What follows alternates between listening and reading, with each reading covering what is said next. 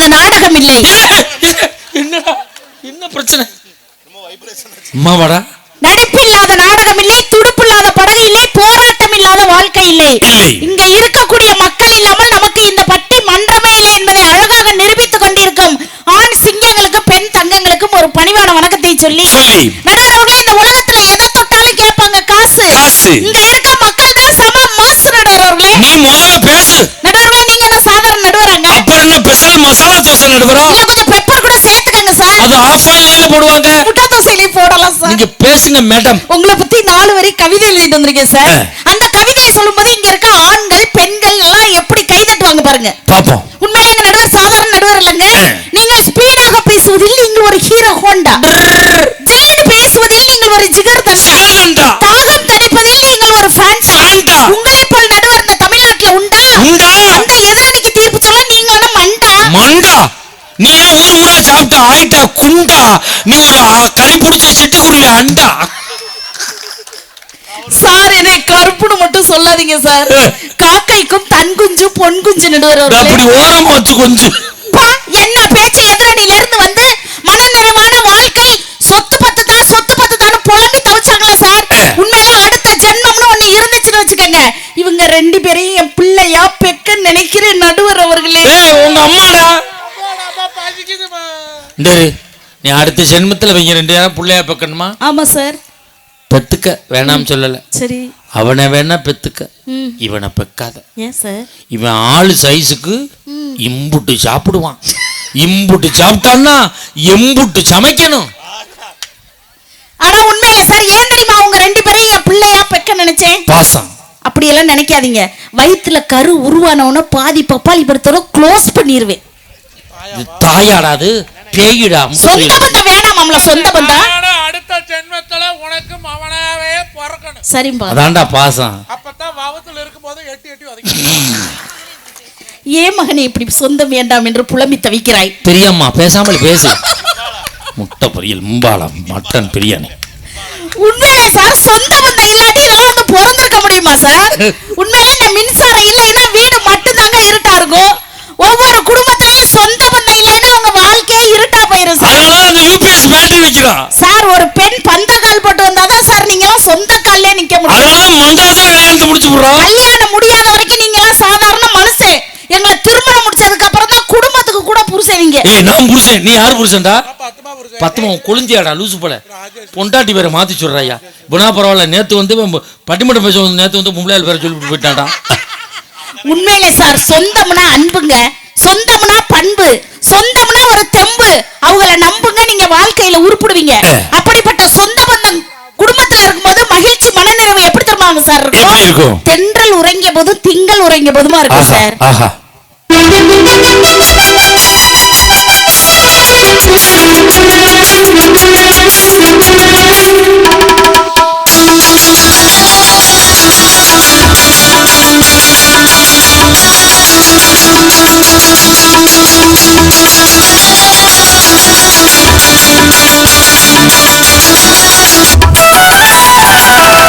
கண்கள் உறங்கிய போதும் கண்கள் உறங்கிய போதும் கண்கள் உறங்கிடுமா காதல், கண்கள் உறங்கிடுமா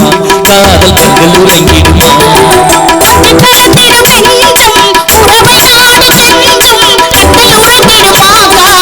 கண்கள் உறங்கிடுமா.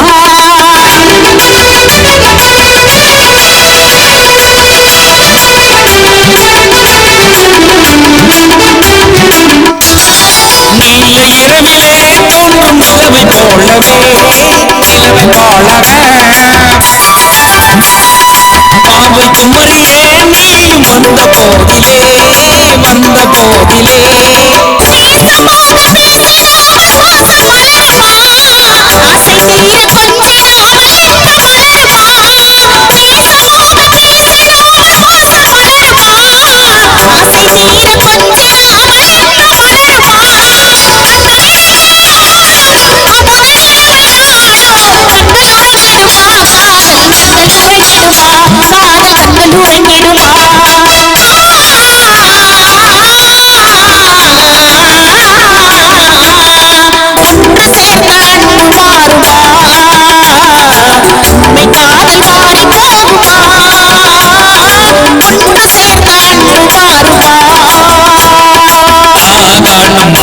நிறைவேறுமா கடல் அலையை போல ஓய்ந்து போக நேருமா நன்றி சந்தேகம் கொள்ளலாகுமா கொடிய செய்தாட பந்தலின்றி போதுமா உண்மையிலங்க சார் சொந்த பந்தம் இருக்கும்போது தானே சார் வாழ்க்கைக்கு ஒரு மகிழ்ச்சி மனநிறைவெல்லாம் கிடைக்குது உண்மையிலே பாருங்க இவங்க ரெண்டு பேருக்கும் திருமணம் முடிஞ்சிருச்சுல்ல இவங்களுக்கு தான் சொத்து பத்து தானே முக்கியம் பொண்ணு பார்க்க போகும்போது ஏங்க இவங்க ரெண்டு பேரும் தனித்தனியா சொத்து பத்திரத்தையும் பணத்தையும் தூக்கி தட்டுல வச்சுக்கிட்டு தனித்தனியா போய் பொண்ணு கேட்டு பொண்ணு கட்டிட்டு வந்துருக்க வேண்டியதானே சார் ஏன் அங்காளி பங்காளி மாமே மச்சான் அப்படின்னு ஊரே கூப்பிட்டு வேனோ பஸ்ஸோ எடுத்துட்டு போய் பொண்ணு கேட்டாதானே சார் பொண்ணு கூட கொடுப்பாங்க ஆமா மேல சொந்தக்காரனை கூட்டிட்டு போனா தான் பொண்ணு கொடுப்பாங்க நம்ம கார் எடுத்துக்கிட்டு போய் பொண்ணு பார்த்துட்டு வந்தா அவன் இன்னொரு கார் எடுத்துக்கிட்டு போய் அவனுக்கு கொடுக்காதேன்னு சொல்லிட்டு வந்துடுறான் சொந்தக்காரன் அவன் குடும்பமே விளங்காது அவங்க ஆத்தா வாயை திறந்தா மூட மாட்டான் அவங்க அண்ணன் தண்ணியை போட்டு திருப்பூர் புதுப்பதி ஸ்டாண்டில் படுத்து கிடப்பான்னு என்னத்தையா சொல்லி விட்டு கெடுத்து விட்டு வந்துடுறாங்க சொந்தக்காரன் பண்ணுறது பூரா அப்படிதான் பண்ணுறான் ஆனா சார் இப்ப நைட் 2 மணிக்கு குழந்தை அழுகுதுன்னு வச்சுக்கோங்க சார் அந்த குழந்தை அழுகும் போது இவங்க 500 ரூபாய் பணக்கட்டை தூக்கி அந்த குழந்தை முன்னாடி இப்படி ஆட்டினா அந்த குழந்தை அழுகை நிப்பாட்டுப்பா சார் ஒருபோதும் குழந்தை அழுகின்ற பொழுது பணத்தால் குழந்தையின் அழுகையை நிறுத்த முடியாது பெற்ற தாய் அந்த குழந்தையை வாரி அணைத்து தன் நெஞ்சோடு அணைக்கின்ற பொழுதுதான் அந்த குழந்தை அந்த அழுகையை நிறுத்தும் உண்மையிலே சார் சொந்தங்கிறது சுவாசம் மாதிரி சுவாசிக்காமல் வாழ முடியாது அப்படிப்பட்ட சொந்தம் இருக்கும் போதுதான் மகிழ்ச்சி மனநிறைவு எப்படி தெரியுமா இருக்கும் சொந்தங்கிறது சுவாசம் மாதிரியா அதாண்டா சுவாச கோளாறு ஏற்படுது இப்ப தெரியுதா உனக்கு ஆக்சிஜன் பற்றாக்குறை வருது சார் அப்படி எல்லாம் கிடையாதுங்க சார் அப்படிப்பட்ட சொந்தம் இருக்கும்போது குடும்பத்துல மகிழ்ச்சி எப்படி தெரியுமாங்க சார் பூ மாலையில் ஒரு மல்லிகையா இருக்கும் சார் ஆஹா ஆஹா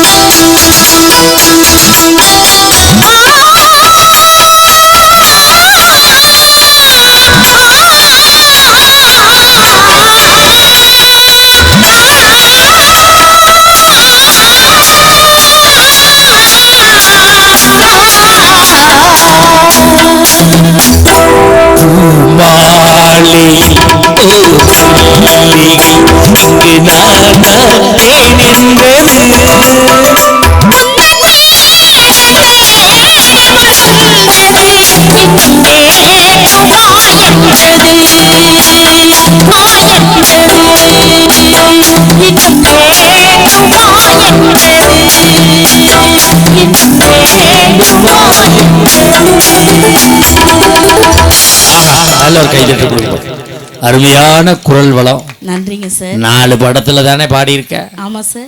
நம்ம தண்ணீர் பந்தல் பாளையம் வந்துட்டா இல்ல. சரி. 40 படத்துக்கு மேல பாடணும், 100 வயசுக்கு மேல வாழணும்னு என் மக்கள் சார்பா உன்னை வாழ்த்துறேம்மா. நன்றிங்க சார். நீ எத்தனை வருஷமா வாழணுமோ உன் புருஷனை போய் கேளு. நான் இருக்கும் வரை நீ வாழ்வாய். நீ ஒன்றும் அவசரம் இல்லை. நீ இந்த அம்மா அவன் 3 பேர் லேட்டா வாங்க. உங்க இடம் போட்டு வைக்கிறியடா சார். இங்க பாருங்க, உண்மையிலுமே எங்க பெண்கள்லாம் எவ்வளவு அழகா மகாலட்சுமி மாதிரி இருக்காங்கன்னு பாருங்க. இவ்வளவு தூரத்துல உனக்கு கண்ணு நல்லாவா தெரியுது? ஏன் எனக்கு என்ன மாலைக்கு நோயா? உனக்கு பகல்லே பசுமாடு தெரியாத? உண்மையிலே சார் மகாலட்சுமி மாதிரி மட்டும் கிடையாது. அப்படி அழகா நாங்க பெண்கள் மனைவிமார்கள்லாம் மேட்சுக்கு மேட்சா ட்ரெஸ் போட்டுக்குவோம். ஆமா. ஏன் தெரியுமா பெண்கள் நாங்களாம் மேட்சுக்கு மேட்சா ட்ரெஸ் போட்டுக்கிறோம்? கட்டுன புருஷன் தான் எங்களுக்கு மேட்சா இல்ல, போட்டுக்கிற ட்ரெஸ் அது கொஞ்சம் மேட்சா இருக்கட்டும் தான் சார். ஆம்பளை ஏன் தெரியுமா மேட்சுக்கு மேட்சா ட்ரெஸ் போடுறது இல்ல? ஏன்? கட்டுனதும் மேட்சா இல்ல, கட்டிக்கிறதும் மேட்சா இல்ல, நாங்க போய்கிட்டே இருப்போம். என்ன பேச்சு எதிரணியில இருந்து வந்து மனைவி மதிக்க மாட்டேங்கிறா, சமைக்க மாட்டேங்கிறான்னு என்ன புலம்பு நாங்க 2 பேரும். உண்மையிலே சார் அவங்க எல்லாம் மனைவியை பார்த்து காலையில இருந்து சாயந்தரம் வரைக்கும் எத்தனை டீ சார் போட்டு கூப்பிடுறாங்க மனைவியை பார்த்து. ஏய் பேஸ்ட் கொண்டாடி, பிரஸ் கொண்டாடி, துண்டு கொண்டாடி, இட்லி கொண்டாடி, சட்னி கொண்டாடி எத்தனை டீ போடுறாங்க. என்னைக்காவது மனைவிமார்கள் நாங்க இருந்தா காப்பி உன் புருஷனை போய் சொல்லு. இவெல்லாம் எவ்வளவு புருஷனை தெரியாம 1.5 மாசமா சுத்தி இருக்கிறேன் அப்படின்னு சொல்றப்ப சொல்லிவிட்டியே. சொந்த பந்தம் கணவனை எப்படி மதிச்சு குடும்பம் நடத்துறோம் நாங்களா? அப்படிப்பட்ட கணவன் கூட மனைவியை பத்தி எப்படி தெரியுமா சொல்லுவாரு? மனைவியை பத்தி 4 வரி கவிதை சொல்லுவாரு பாருங்க. உன்னோடு நான் இருந்த ஒவ்வொரு மணித்துளியும், உன்னோடு நான் இருந்த ஒவ்வொரு மணித்துளியும் மரண படுக்கையிலும் மறக்காத கண்மணியே, 90 நிமிடம் தான் தொட்டணைத்த காலம்தான் 800 வருடங்களாய் இதயத்தில் கணக்குதடின்னு சொந்த பந்தம் தானே சார் சொல்ல முடியும். எங்க ஊர்லயும் ஒருத்தன் கவிதையை சொன்னான். ஒரு பிள்ளைய பார்த்து, அன்பே நீ உயிரெழுத்து, நான் மெய்யெழுத்து, உங்கள் அப்பன் தான் ஆயுத எழுத்து, உங்கள் ஆத்தா விளங்காத துணை எழுத்து, இது என் தலையெழுத்துன்னு சொன்னான். இன்னொருத்தன் கவிதை சொன்னான் பாருங்க. எப்படி சார்? இப்போ எல்லாரும் கைதட்டுவாங்க பாருங்க. செம்ம கவிதை, யாரும் சொல்ல முடியாது. அன்பே, நான் உன்னை இன்முகத்தோடு தானே பார்த்தேன், நீ ஏன் ஏத்து விட்டு சமூகத்தோட ஓடி போயிட்டாய். எப்படி 10 கவிதை வச்சிருக்கேன் நான். எங்க வீட்டுக்காரர் ஒரு கவிதை சொன்னாரு, அது அந்த தேருக்கு பின்னாடி எழுதி வச்சுக்கிட்டு உட்காந்துரு, அட்டையை வச்சுக்கிட்டு. சார் எங்க ஊர்லயும் ஒரு பையன் கவிதை சொன்னான் சார். தமிழை நேசித்தேன், தமிழ் பிறந்தது, தமிழ் செல்வியை நேசித்தேன், குழந்தை பிறந்ததுன்னு எழுதுறான் சார். கீழே போட்டிருப்பானே சிசேரியன். உண்மையில சார், நம்பிக்கை இல்லாத இடத்தில் அன்பு இருக்காது சார். அன்பு இல்லாத இடத்தில் சந்தோஷம் இருக்காதுங்க. சந்தோஷம் இல்லாத இடத்தில் வாழ்க்கையே இருக்காது. அப்படி நம்பிக்கையும் சந்தோஷத்தையும் சொந்த பந்தம் எப்படி தெரியுமா சார் கொடுக்கும்? எப்படி கொடுக்கும்? பால் வண்ணம் பருவங்கண்டு மாதிரி இருக்கும் சார்.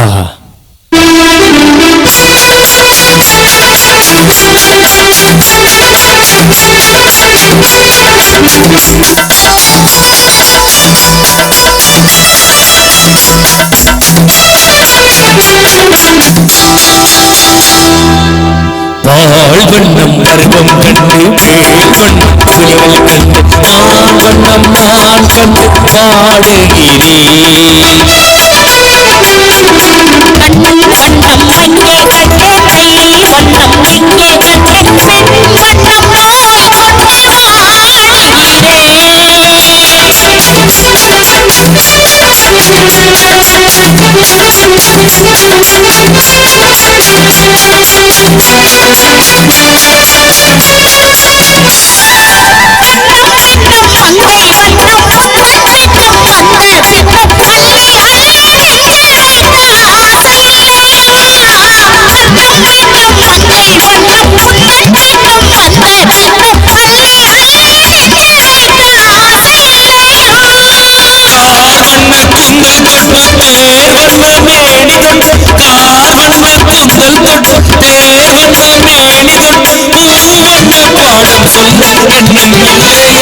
நோய் பால் வண்ணம் கருவம் கண்டு மேல் வண்ணம் புலிகள் கண்டு ஆண் வண்ணம் நான் கண்டு பாடுகிறேன். கண்ணன் வண்ணம் அங்கே கண்டே, மயில் வண்ணம் இங்கே கண்டே, பெண் வண்ணம்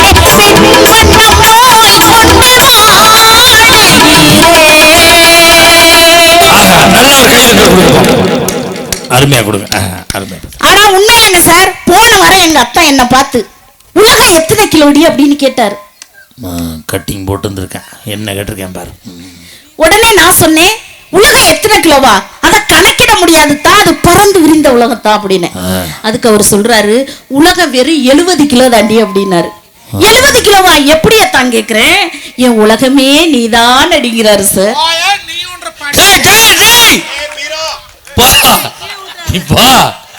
தட்டை தூக்கிட்டு போய் எதுக்குடா, இது நடுவருக்கு வச்சது. இங்க எல்லாம் இந்த பழத்து மேலதான் குறியா இருக்காங்க.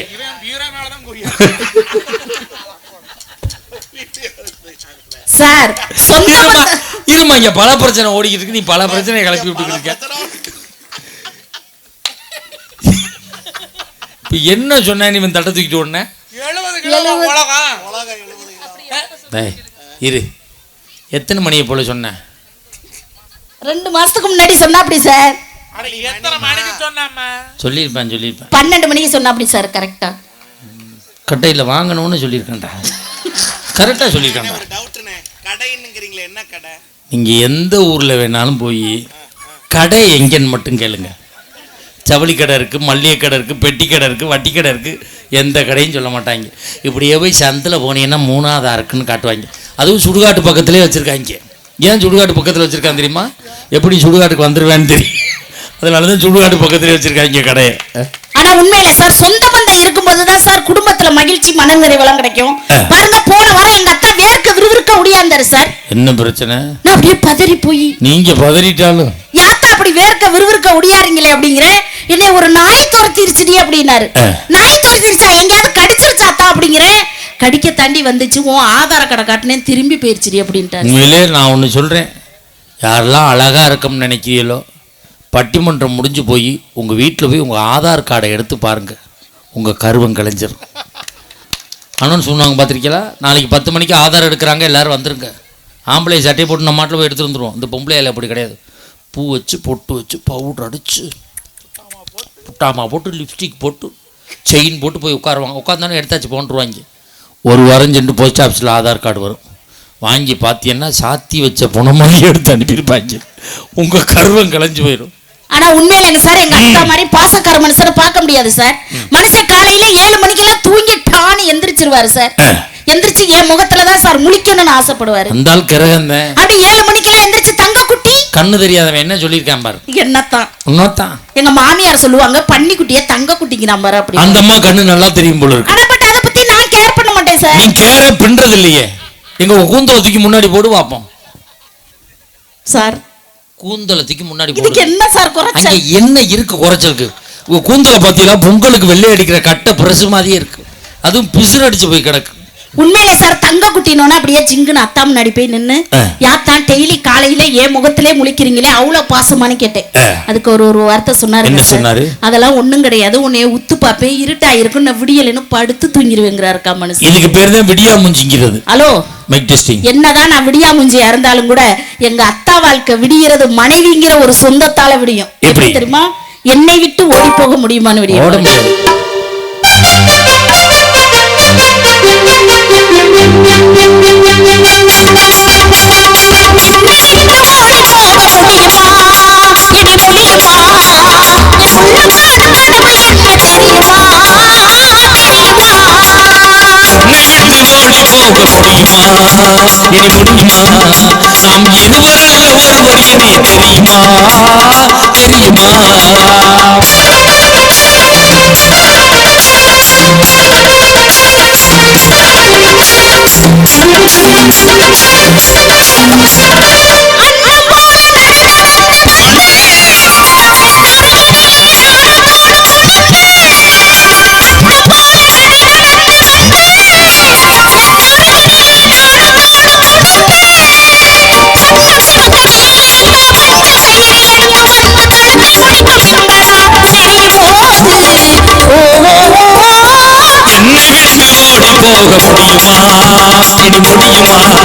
நாம் இருவரல்ல ஒருவர் என தெரியுமா தெரியுமா?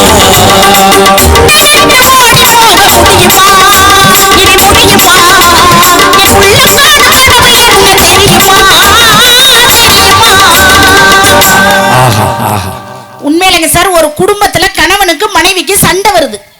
அத தான் பெத்த புள்ள சமாதானப்படுத்துவான் சார். அந்த புள்ளையாலதான் சண்டையே வந்திருக்கும். உண்மையிலே சார், எனக்கு எங்க அத்தானுக்கு சண்டை வந்துருச்சுன்னு வச்சுக்கோங்க, என்னைய சமாதானப்படுத்துறதுக்காண்டி அப்படி பீச்சு கூட்டிட்டு போவார். சென்னையில இருக்கிய பீச்சு கூட்டிட்டு போவார். அப்படி பீச்சு கூட்டிட்டு போய் அப்படியே அவர் மடியில என்னைய சாய வச்சு என் தலையை வருடி விட்டு, இந்த நூடுல்ஸ் மண்டையவா 4 வரி கவிதை சொல்லுவான். அந்த வானம் தெரியவில்லை, அந்த நிலவு தெரியவில்லை, அந்த கடல் அலைகள் கூட தெரியலடி செல்லம் அப்படின்னாரு. உடனே நான் கேட்டேன், அவ்வளவு அழகா இருக்கு நான் தான் அப்படிங்கிறேன். அவளை அகலமா எல்லாத்தையும் மறைச்சுக்கிட்டு படுத்துக்கிட்டே. நீ வந்ததுக்கு அப்புறம் இந்த பக்கம் இருந்த ஆளுகளே எனக்கு தெரியலையே. என்னதான் இப்படி சிறு சிறு ஊடல்கள் இருந்தாலும் கூட சார், நிலையான அன்புக்கு பிரிவில்லை சார். சொல்லாத சொல்லுக்கு அர்த்தம் இல்லை, தேடும் பாசத்துக்கு தோல்வி இல்லை. உண்மையான குடும்ப உறவுகளுக்கு அப்படி சொந்த பந்தம் இருக்கும்போது அந்த வாழ்க்கை எப்படி தெரியுமா சார் இருக்கும்? வளர்ந்த கலை மறந்து விட்டால் கேளடா கண்ணான்னு சார்.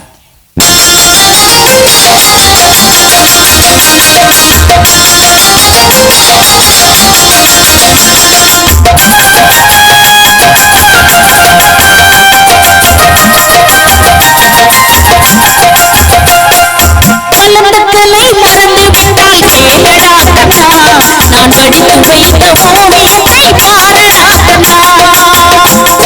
வளர்ந்த கல்லை மறந்து விட்டாள் கேளடா கண்ணா.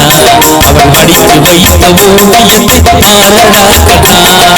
குடும்பங்களை போதுமென்று கூறடா கண்ணா.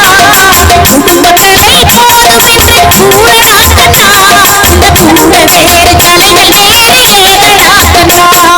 வளர்ந்த கல்லை மறந்து விட்டாள் கேளடா கண்ணா. அவள் படித்து வைத்த ஓவியத்தை பாரடா கண்ணா.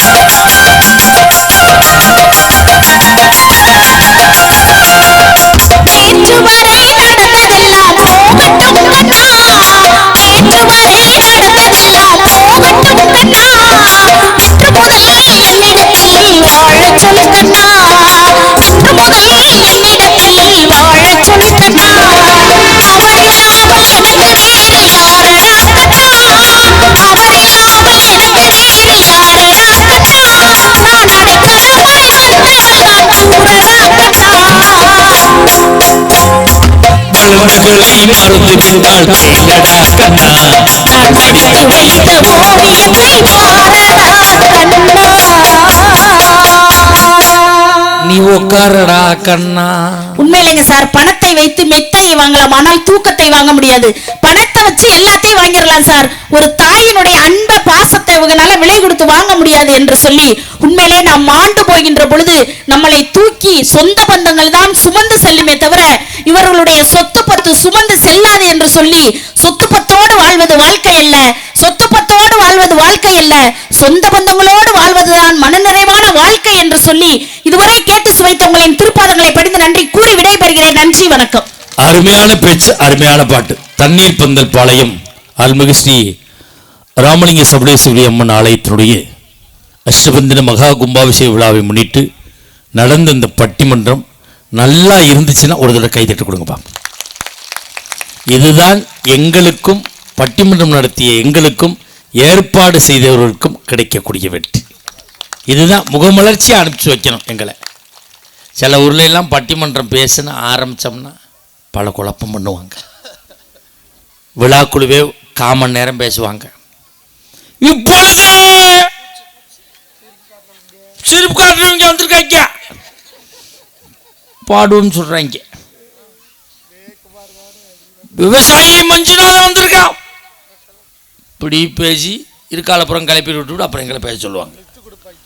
அப்படிலாம் இல்லாமல் உண்மையிலே ஒரு ரசனையோடு ரசிக்கிறீர்கள். நகைச்சுவை சொன்னாலும் ரசிக்கிறீர்கள், பாடினாலும் ரசிக்கிறீர்கள், செய்தி சொன்னாலும் ரசிக்கிறீர்கள். உண்மையிலே ரசிகர்களுக்கே ரசிகம் மன்றம் வைக்கணும், இங்கே தான் வைக்கணும். உண்மையிலே அப்படி அருமையாக ரசிக்கிறீங்க. கேட்ட கேள்வி என்ன? ஒரே கேள்வி தான் கேட்டோம். மனிதன் மகிழ்ச்சியாக மனநிறைவான வாழ்க்கைக்கு துணை நிற்பது சொந்தங்களா சொத்துக்களா? இவங்க என்ன சொல்றாங்க? சொத்துத்தான் தேவை, சொந்தம் சரியில்லை. இவர் சொல்றது பூரா உண்மையா இருக்கு. இவங்க ரெண்டு பேரும் சொன்னது உண்மை சார். ஒரு 6 மாசத்துக்கு முன்னாடி எங்க ஊருக்கு பக்கத்தில் ஒருத்தர் நல்ல பாம்பு கடிச்சிருச்சு. விஷம் கடுமையா ஏறி ஆஸ்பத்திரியில் சேர்த்து 7 லட்சம் ரூபா செலவு பண்ணாங்க. பிழைக்க மாட்டான், தூக்கிட்டு போங்கன்ட்டாங்க. நேற்று பார்க்குறேன்டா உசுரோட வர்றாயா, நீ இந்த செத்துருவோம் சொன்னாங்களே, எப்படி பிழைச்சான்னு. என் பொண்டாட்டி தான் சார் காப்பாற்றினா அப்படின்னா. உன் பொண்டாட்டி டாக்டராடா நர்ஸாடா, எப்படிரா காப்பாற்றினான்னு. ஒன்றும் இல்லை சார், பாம்பு கடிச்ச இடத்துல அவளை கடிக்க விட்டேன், இந்த விஷம் அந்த விஷத்தை முறிச்சிருச்சு சார் அப்படின்னா. உன் பொண்டாட்டி எங்கடான்னு கேட்டேன். பெரிய ஆஸ்பத்திரியில் வேலை பார்க்குறா சார். என்னடா வேலை? பாம்பு கடிச்ச இடத்துல கடிக்கிறதா சார் அவளுக்கு வேலை. பாம்புக்கு தகுந்த மாதிரி கடிப்பா சார். நல்ல பாம்புனா மலைப்பாம்பு கடிக்காது, முழுங்கு மலைப்பாம்பு. இந்த பொண்டாட்டியால சந்தோஷம் இருக்கா? பிள்ளைகளால சந்தோஷம் இருக்கா? மாமனால சந்தோஷம் இருக்கா? யாரால சந்தோஷம் இருக்கு? நிம்மதி இல்லை சார். பணம் கொடுத்தா அதுக்கு ஒரு சந்தோஷம், பணம் இல்லைன்னா சந்தோஷம் ஒன்றும் இல்லை. இப்போ பட்டிமன்றம் முடிச்சு நான் வீட்டுக்கு போவேன், பணத்தோடு வந்தேன்னா வாங்க தான் வாங்கத்தான் வாங்கத்தான் வாங்கத்தான், எது இந்த சம்பருக்காக வர வாங்கத்தான், இல்லைன்னா அப்புறம் போங்கத்தான் தான். பணம் என்பது நிம்மதி அப்படிங்கிற ஒரு வார்த்தை எடுத்து பாருங்க. முதல் எழுத்து நீ, கடைசி எழுத்து தீ. நிதி இருந்தால்தான் ஒரு மனிதன் நிம்மதியாகவே வாழ முடியும்.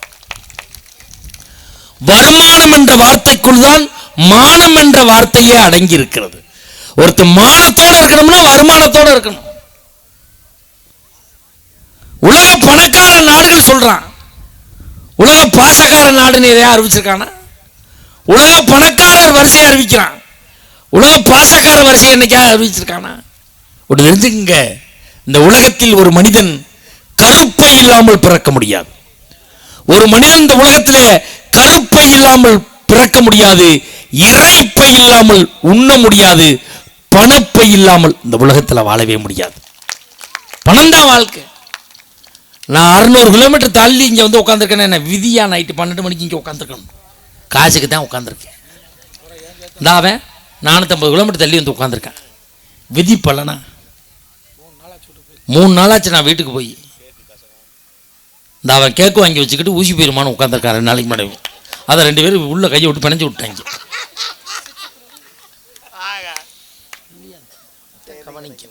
அப்ப வாழ்க்கையில பணம் தான் ஒரு மனிதனை வாழ வைக்கிறது. கம்ப ராமாயணத்தை கம்பர் எழுதுவதற்கு சடையப்ப வள்ளல் என்ற ஒரு மனிதன் பணம் கொடுக்கலன்னு சொன்னா நீ கம்ப ராமாயணம் கிடையாது. உலகமே போற்றுகின்ற வீரத்துறவி விவேகானந்தர் சிக்காகோ செல்வதற்கு ராமநாதபுரத்தை ஆண்ட பாஸ்கர சேதுபதி என்கிற ஒரு மன்னன் பணம் கொடுக்கலன்னு சொன்னா இன்னைக்கு விவேகானந்தர் தெரிஞ்சிருக்க வாய்ப்பு இல்லை. ஆன்மீகத்தை வளர்த்தது பணம். ஒரு அன்பை வளர்க்கக்கூடியதும் பணம் தான். நமக்கு கொடுக்குற பணத்தை பையில வச்சுக்கிட்டு போனோம்னா வீட்டில் அன்பு கிடையாது. போகும்போது கிருஷ்ணா ஸ்வீட்ஸில் ஒரு 1/2 கிலோ ஸ்வீட்டை வாங்கிட்டு போனா என் பையன் அப்பா அப்பா அப்பா அப்பா அப்பா சூப்பர் அப்பா அப்படிப்பா. சைத்தாங்க. வாழ்க்கை எப்படி இருக்கு? நிம்மதி இருக்கா? யோசிச்சு பாருங்க பாப்போம். இப்ப நீங்க உட்கார்ந்துருக்கீங்க, எத்தனை பேர் சேர் போட்டு உட்கார்ந்துருக்கீங்க? கும்பாபிஷேகம் முடித்து ஒரு சேருக்கு வாடகை 10 ரூபா கொடுத்தா தான் இங்க ஏற்ற முடியும். எல்லாம் பணம் தான். பணம் என்பது ஒரு சொல்தான். அந்த உலகத்தில் இந்த பணம் எத்தனை பேர்ல சுத்துது தெரியுமா? பணத்தை கொண்டு உண்டியல்ல போட்டுன்னா அதுக்கு பேர் காணிக்க. அதே பணத்தை ஒரு தொழில போட்டுன்னா அதுக்கு பேர் முதல். அதே பணம் திரும்பி வந்துச்சுன்னா லாபம், வராம போச்சுன்னா நட்டம். அதே பணத்தை ஒருத்தன் கொடுத்தா அதுக்கு பேர் அசல். அதே பணத்தை திருப்பி கொடுத்தாலும் வட்டி. அதே பணத்தை கொடுக்க மாட்டாலும் அதுக்கு பேர் வரா கடன். அதே பணத்தை ஒரு கல்யாணத்துல மொய். அதே பணத்தை பொண்ணு கொடுக்காத மாப்பிள்ளை கொடுத்தாலும் அதுக்கு பேர் வரதட்சணை. அதே பணத்தை வக்கீல் குடிச்சா அதுக்கு பேர் பீஸ். அதே பணத்தை டைவர்ஸ் ஆனர் குடிச்சா அதுக்கு பேர் ஜீவனாம்சம். அதே பணத்தை ஒரு நாள் வேலை பார்த்து குடிச்சா கூலி. அதே பணத்தை 1 மாசம் செஞ்சு குடிச்சா சம்பளம். அதே பணத்தை ரிட்டையர் குடிச்சா பென்ஷன். இந்த பணத்தை நோக்கித்தான் இந்த உலகம் ஓடிக்கொண்டு இருக்கிறது. பணம் இல்லாம என்ன சார் பண்ண முடியும்? இவ்வளவு பிரம்மாண்டமா ஜோடிக்குது. மெயின் ரோட்ல போல லைட் தெரியுது. எத்தனை போக்கஸ் லைட். அவ்வளவு பணம். பணம் இல்லாம என்ன பண்ண முடியும்?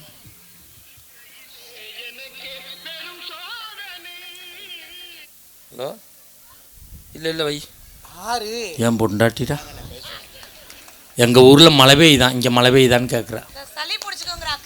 அந்த அக்கறையில் கேட்கல. மழை பெஞ்சா நிகழ்ச்சி நடக்காது, காசு கிடைக்காது. அந்த அக்கறையில் உட்காந்து அடிச்சுக்கிட்டு இருக்காயா. அவளை பற்றி எனக்கு தாயா தெரியும். நாளைக்கு யாராவது என்னை பார்க்க வரட்டும். மகாராஜா எங்க? அவங்க மகாராஜா செட்டியார் வீட்டுக்கு கும்பாசுக்கு போயிட்டு வந்து படுத்து கிடக்கிறாரு.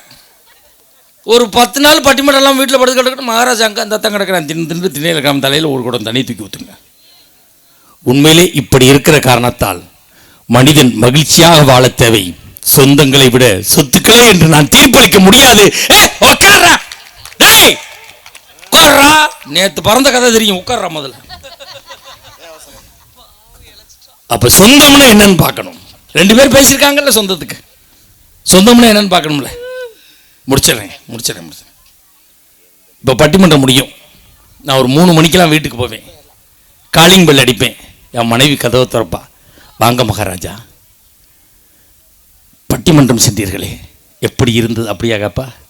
போய் படுத்தனும் பைதிக்கிட்டு உரிச்சுட்டு போய் படுறான்ப்பா. இதே முகம் கொஞ்சம் கவலையாக இருந்தால் ஏன் ஒரு மாதிரியாக இருக்கே, என்னன்னு சரியாக பேச முடியணுமா அப்படின்னா, சூடாக பாலை ஆற்றி கொடுத்து போய் படியா, நாளைக்கே வேடசந்தூரில் பட்டிமன்றம் இருக்கும்பா. வாழ்க்கையில் நான் தோற்று புகுன்ற பொழுது என்னை தேற்றுவது மனைவி என்கிற சொந்தம். இல்லைன்னு சொல்ல முடியுமா? நம்ம தொழில் பண்ணுறோம், வியாபாரம் பண்ணுறோம், நஷ்டமாயிருது, எல்லாத்தையும் இழந்துடுறோம், ஒன்றும் இல்லாமல் போய் நிற்கிறோம். வீட்டில் போய் தனிமரமாக நிற்கும் போது நம்மளோட சேர்ந்து ஊர் சுற்றணும் நம்ம வீட்டுக்கு வருவானா? நம்மளோட சேர்ந்து தண்ணி அடிச்சவன் நம்ம வீட்டுக்கு வருவானா? நம்மள்கிட்ட வாங்கி சாப்பிட்டவன் நம்ம வீட்டுக்கு வருவானா? கண் கலங்கி நிற்கும் போது பெத்த தாய் ஒடியாந்து கேட்பா, ஏண்டா ஒரு மாதிரியா இருக்க, என்னன்னு தெரியலையம்மா, எல்லாத்தையும் நஷ்டமாக்கிட்டேனம்மா, எப்படியுமே என் பிள்ளைகளை படிக்க வச்சு கல்யாணம் பண்ணி கொடுக்க போகிறேன். கண் கலங்கும்போது அந்த பெத்த தாய் காதில் கழுத்தில் கிடக்கிறத கழட்டி கொடுத்து, ஏன் தான் சிறுபாடு சேர்த்து வச்ச பணத்தை கூட கொடுத்து நான் இருக்கிறேன் என்று சொல்லக்கூடியவள் நம் தாய் என்ற சொந்தம். இல்லைன்னு சொல்ல முடியாது. மகள்களை பெற்ற அப்பாக்களுக்குத்தான் 3 தாய் இருக்கிறாள் என்பதை யாரும் மறக்கவும் முடியாது. வீட்டில் போய் அம்மா தலைவலினா எங்கள் அம்மா ஒரு மாத்திரை கொடுத்து போட்டுக்கிட்டு படுறாம்பாங்க. அம்மா தலைவலினா என் மனைவி ஒரு தைலத்தை கொடுத்து தேய்ச்சிக்கிட்டு படுறாம்பாங்க. அம்மா தலைவலினா எங்கள் அம்மா மாத்திரை தரவு வேணாம், என் மனைவி தைலம் தர வேணாம், என் மக ஒடியாந்து அந்த பிஞ்சு வரலால இங்கே அப்பா தலைவலிக்கு கையை வச்சா சரியா போயிருமே. எத்தனை கோடி கொடுத்துச்சா நீங்கள் வாங்குவீங்க? உண்மையிலே நாங்கள் மனைவியை நிறைய கேலி பண்ணோம், கிண்டல் பண்ணோம். அதை நகைச்சுவைக்காக ஒன்று தெரிஞ்சுக்குங்க சார், மனைவி என்ற ஒரு சொந்தம் வீட்டில் இருக்க வரைக்கும் தான் என்ன சாப்பிடலான்னு யோசிக்க தோணும். அவள் போய் சேர்ந்துட்டான்னு வச்சுக்கோங்க, எங்கே சாப்பிடலான்னு தான் சார் யோசிக்க தோணும். இந்த மனைவிங்கிற சொந்தம் வீட்டில் இருக்க வரைக்கும் தான் வீட்டில் பாய், இல்லைன்னா திண்ணையில் தான் பாய். மனைவியினுடைய அருமை யார்கிட்ட கேட்கணும் தெரியுமா? வயதான காலத்திலே தன் மனைவியை இழந்து விட்டு ஒருவேளை சோற்றுக்காக ஒவ்வொரு மகன் வீடாக அலைகிறானே, அந்த தகப்பனை கேட்டு பாருங்கள், மனைவியினுடைய சொந்தம்னா என்னன்னு தெரியும். சார் ஒன்றும் இல்லை, ஒரு வீட்டில் ஒரு தாத்தா இருப்பார், வயசான தாத்தா இருப்பார். பேரன் ஸ்கூலுக்கு போயிட்டு வருவான், பேத்தி ஸ்கூலுக்கு போயிட்டு வரும். அந்த மஞ்சள் வண்டியில் வந்து 4 மணிக்கு இறங்கும். இந்த தாத்தா கூப்பிட போவார், பேராண்டி ஓடியாங்க ஓடியாங்க ஓடியாங்க, தாத்தா கூட்டிகிட்டு போகிறேன், பேக்கை கொடுங்க. தாத்தா மாட்டிக்கிறேன், வேணாம் தாத்தா உனக்கு வயசாயிடுச்சு நான் வச்சுக்கிறேன் தாத்தா. டேய் இந்த லஞ்சு பேக்காவது கூட நான் கொண்டு வரேன், வேணாம் தாத்தா நான் வச்சுக்கிறேன் தாத்தா உனக்கு வயசாச்சு தாத்தா. அப்போ நான் என்னடா பண்ணுறது, என்னையை தூக்கு தாத்தா அப்படிம்பா. இவ்வளவே மாட்டிக்கிட்டு இது எந்த பணத்தாலே வாங்க முடியாது சார். இந்த அன்பை எந்த பணத்தாலும் நீங்கள் இதை வாங்க முடியும் சொல்லுங்க பார்ப்போம். ஊர்லேயே பெரிய மனுஷனாக இருப்பார், அவர் பேரை யாரும் சொல்ல மாட்டாங்க, அவர் வந்தாலும் ஓரமாக ஒதுங்கி போவாங்க. இந்த பேரை கொடுக்கணும் முடியாருவான், ராமசாமி அப்படிம்பா. அவர் சந்தோஷப்படுவார், எங்கள் பேராண்டி எங்கள் குலசாமிம்பார். வீட்டில் அவருக்குன்னு தனி தட்டு இருக்கும், அவருக்குன்னு தனி டம்ளர் இருக்கும். அவர் சாப்பிட்டால யாரும் சாப்பிட விட மாட்டார், அவ்வளோ ஒரு கரெக்டாக இருப்பார். இந்த சாப்பிட்டுக்கிட்டு இருப்பார், பேரன் கொடுக்கணும்னு ஓடி சர்ன்னு ஒன்று கடிச்சு விட்டுக்கிட்டு இருப்பான், தெரிச்சு எங்கள் சாமி அப்படின்னு அவர் வரல சாப்பிட்டுக்கிட்டு இருப்பார். இது எந்த பணத்தாலே வாங்க முடியாது சார், இந்த சந்தோஷத்தை எந்த பணத்தாலே வாங்க முடியாது. தாய்மாமன் என்கிற உறவு, தாய்மாமன் என்கிற உறவு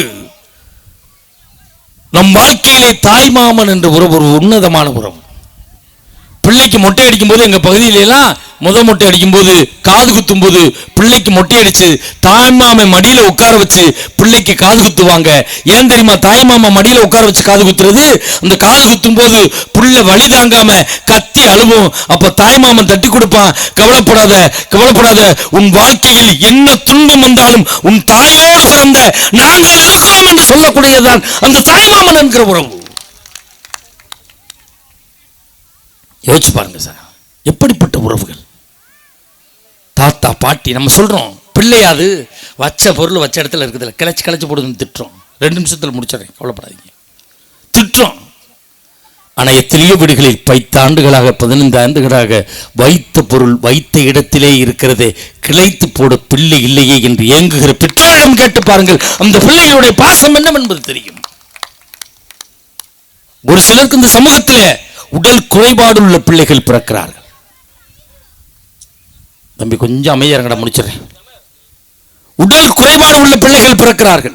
அந்த தாய் சவுடம்பி தாயிட்ட போய் என்ன வேண்டுவா, அத்தா எல்லாருமா தானே நானும் கடிச்சு வாங்கி குழந்தை பெற்றேன், எல்லாருக்கும் கொடுத்த மாதிரி என்ன எனக்கு குழந்தை கொடுத்தேன், ஆனால் என் பிள்ளை ஊனமாக பிறந்துருச்சே, அத்தா ஒன்று மட்டும் செய்தா, நீ கொடுத்த பிள்ளைய நான் வேணாம்னு சொல்ல முடியாது, நான் போய் சேர்றதுக்கு முன்னாடி என் பிள்ளையை எடுத்துக்க, ஏன்னா என்னை மாதிரி என் பிள்ளைய ஒருபோதும் யாரும் பார்க்க முடியாது என்று வேண்டக்கூடிய தாய் என்கிற சொந்தம். நண்பர்கள், நான் இப்படி சொல்லி நிறைவு செய்ய விரும்புகிறேன். என் தந்தை 87 வயதில் இறந்து போனார். என் தந்தை 87 வயதில் இறந்து போனார். எனக்காகவே வாழ்ந்தவர் என் தந்தை. என்னை எனக்கு 4 அக்காவை நல்லா கல்யாணம் பண்ணி நிறைய நகை போட்டு நல்லா கட்டி கொடுத்து நல்ல இடத்துல கட்டி கொடுத்துட்டு என்னை ஒரு ஆசிரியராக்கி எனக்கு கல்யாணம் பண்ணி வச்சு எனக்கு கை நிறைய சம்பாதிக்க வச்சு எல்லாம் செய்து என் தந்தை 87 வயதில் இறந்து போனார். எங்கள் அப்பா இறந்து 1 வருஷம் வரைக்கும் எங்கள் அப்பா ரூம்லேருந்து நான் ஒரு பொருளையும் எடுக்க மாட்டேன் சார், அப்படியே வச்சுருந்தேன். எனக்கு ஒரு மனசு கஷ்டம்னா எங்கள் அப்பா ரூமில் போய் உட்காருவேன், எங்கள் அப்பா என்கிட்ட பேசுறது மாதிரியா இருக்கும் சார். ஒரு தந்தையை இழந்தவனுக்கு தான் தெரியும் ஒரு தந்தையினுடைய பாசம் என்னவென்பது, ஒரு தாயை இழந்தவனுக்கு தான் தெரியும் ஒரு தாயினுடைய பாசம் என்னவென்பது, பிள்ளைகளை இழந்தவனுக்கு தான் தெரியும் அந்த பிள்ளைகளுடைய உறவு என்னவென்பது. எல்லா பிள்ளைகளுமா தான் பெக்கிறாங்க. 18 வயசு 16 வயசு 20 வயசு 21 வயசுல விபத்துல பிள்ளைகளை இழந்த அந்த பெற்றோரிடம் கேட்டு பாருங்கள். ஒரு பிள்ளையை இழந்த வழி, அந்த உறவை இழந்த வழி என்னவென்று தெரியும். சொந்தத்தை இழந்தால் தான் தெரியும். பணம் என்பது வரும் போகும். பணத்தால் ஒரு உறவை ஒருபோதும் நிர்ணயிக்க முடியாது. பணம் இந்த சமூகத்தில் உறவை நிர்ணயிக்கிற அளவுகள் கிடையாது. நாம் எதை கொண்டு வந்தோம் கொண்டு செல்ல. இந்த உலகத்தில் அந்த தாய் சௌடம்பை தாய் நம்மளுக்கு வாழ்வதற்கான ஒரு வாய்ப்பை கொடுத்திருக்கிறாள். பணம் தேவைதான், ஆனால் மகிழ்ச்சியாக மனநிறைவாக வாழ சொத்துக்களை விட சொந்தமே தேவை என தீர்ப்பளித்து நிறைவு செய்கிறேன். வாய்ப்பு இருந்தால் மீண்டும் பல தலைப்புகளை சந்திப்போம். ஒன்று மட்டும் சொல்லி நிறைவு செய்கிறேன். உறவுகளே, சொத்துக்களை வேண்டுமானால் பிரித்துக் கொள்ளுங்கள், சொந்தங்களை ஒருபோதும் பிரித்துக் கொள்ளாதீர்கள். நன்றி, வணக்கம்.